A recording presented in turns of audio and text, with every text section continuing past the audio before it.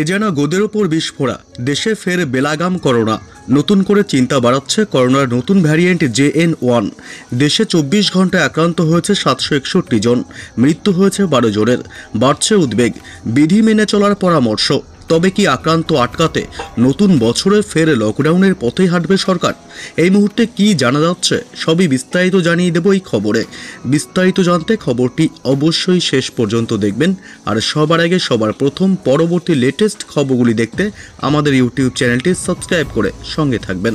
ভারতে ফের বাড়ছে করোনা। বিগত 24 ঘন্টায় দেশে করোনায় আক্রান্ত হয়েছেন 761 জন, মৃত্যু হয়েছে 12 জনের। দেশে করোনায় সক্রিয় রোগীর সংখ্যা 4343 জন, জানিয়ে দিল কেন্দ্রীয় স্বাস্থ্য মন্ত্রক। দেশে কোভিডের সাব ভ্যারিয়েন্ট JN1 এর সংখ্যা বাড়ছে। দেশে এই সময় এই নয়া ভ্যারিয়েন্টে আক্রান্ত হয়েছেন 541 জন। এদের মধ্যে প্রায় অর্ধেকই কেরালা থেকে পাওয়া গিয়েছে। স্বাস্থ্য মন্ত্রকের পক্ষ থেকে বলা হয়েছে 5 ডিসেম্বর থেকেই করোনার এই বাড়বাড়ন্ত লক্ষ্য করা গেছে।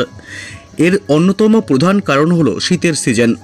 নতুন সাব ভ্যারিয়েন্ট প্রথম পাওয়া গিয়েছিল কেরালা থেকে। এখানেই নতুন ভ্যারিয়েন্টে আক্রান্ত হওয়ার খবর বেশি করে মিলছে।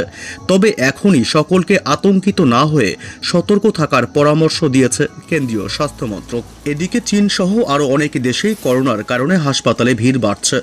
আক্রান্তদের মধ্যে মৃত্যুর ঘটনাও ঘটছে। ভারতের পরিস্থিতির কথা বলতে গেলে গত 20 দিন ধরে প্রতিদিন গড়ে 500 জনের মধ্যে সংক্রমণ নিশ্চিত করা হচ্ছে। স্বাস্থ্য বিশেষজ্ঞরা বলছেন সংক্রমণের ঝুঁকি ক্রমাগত বাড়ছে, যার কারণে সবাইকে সতর্ক থাকতে হবে।